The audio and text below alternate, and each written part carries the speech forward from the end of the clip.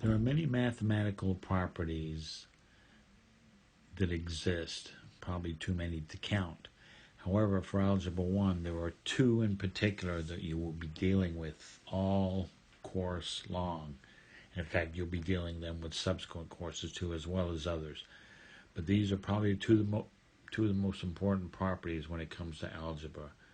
The first one is called a property of equality, and it's split up into four parts.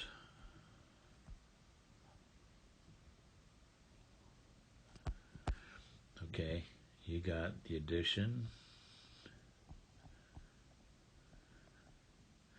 subtraction,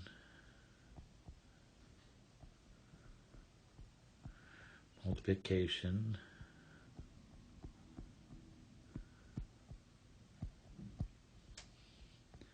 and division. And I'll go over each one of those quickly here soon. And then the second property is called a distributive property.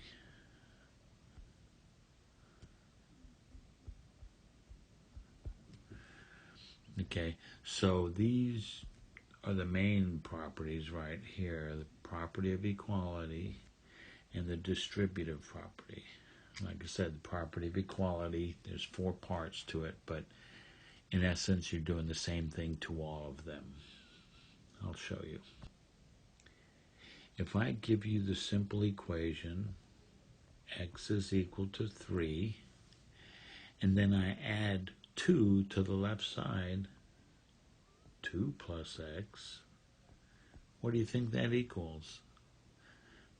Of course, it's going to equal 5, because I just added 2 to x, and we knew x was 3, so it's really like 2 plus 3 is equal to 5. Okay, so that is the addition property of equality, but generally we do it in reverse, okay? So 2 plus x is equal to 2 plus 3, because x is equal to 3 here, okay, which is 5. So I'll show you what I mean by saying we normally do it in reverse. Okay, if we do the same thing with subtraction, we do the exact same thing. When it comes to multiplying and dividing, it's a little bit different, and I'll show you what I mean by that. But let's look at that same equation again. Okay, we've got x is equal to 3. What if I multiply the left side by 3? What happens to the right side? Well, I have to multiply the right side by 3 also. So we know that 3x is equal to 9. Okay, because if x is equal to 3, so I put that 3 right there, so then it's just 3 times 3, which is over here, which is 9. Okay, and same thing with division. If I'm dividing one side by a number, I have to divide the other side by the number also. And those are the properties of equality: the additive property of equality, subtractive property of equality, multiplicative property of equality, and division property of equality. So basically what that says is whatever I do to one side of an equation, I have to do to the other side of the equation. Otherwise, it's not an equation anymore. So let's look at this particular equation. Okay, we're going to solve. There we go, solving for the variable x. So we're looking for the solution for x, but we need to use properties of equality to do this. So the whole way of doing this is to get x by itself. But we have x's on both sides. So how are we going to do that? Well, first of all, if we get all the numbers on one side, by numbers I mean like this 2 and this 7, and then get all the variables on the other side, that means this multiplier of 8 times x and this multiplier of 5 times x. If I can do that, then I can solve for x. And I'll show you how to do that.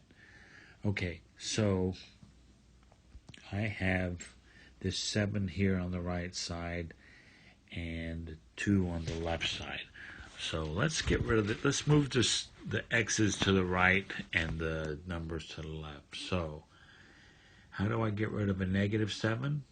I do that inverse operation that I told you about. I add 7, because then that gives me a 0 on the right side. But if I add 7 to the right side, then I have to add 7 here. Okay? Now, minus 7 plus 7 is 0. So I'll just cancel those out. And I'll bring down the 8x, because I didn't do anything with that yet. Got the equal sign. Then over here on the left, 2 plus 7 is 9. And then 5x, I didn't do anything with that either. Just bring that straight down. So now I've got 5x plus 9 is equal to 8x. Now let's get all the x's to the left side.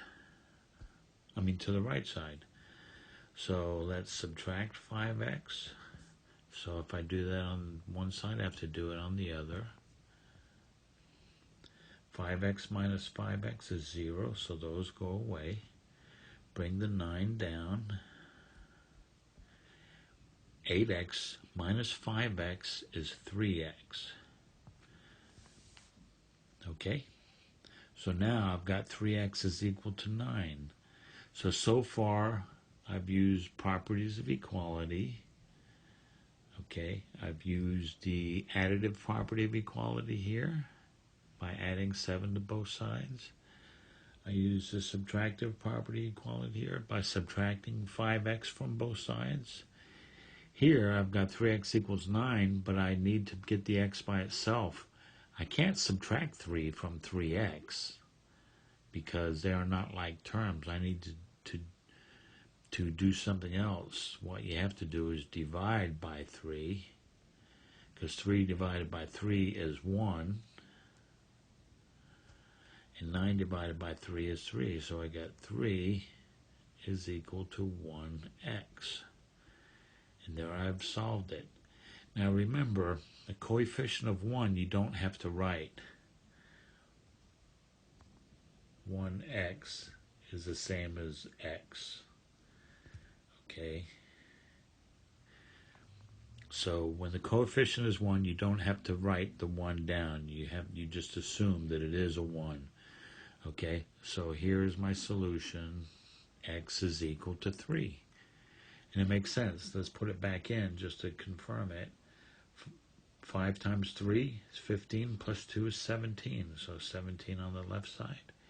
8x, if x is 3, 8 times 3 is 24, minus 7, 17. 17 is equal to 17. It checks. Okay? And that is how you use properties of equality.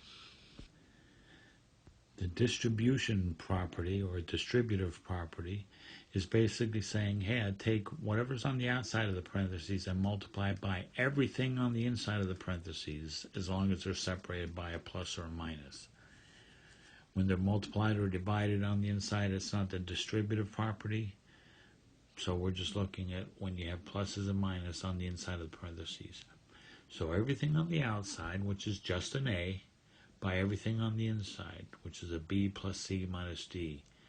So let's go. A times B is AB plus, because there's a plus right there, A times C, which is AC, minus, because there's a minus right there, A times D. And that's all there is to the distributive property. Okay, let's put some numbers to that. Okay, remember, it's whatever's on the outside times everything on the inside, taking into account those signs. So 3 times 2x, 3 times 2 is 6, and 3 times x is x, so 3 times 2x is 6x, minus 3 times 6. And there it is. Okay? So that's all you have to do to distribute. The most common mistake students make is they will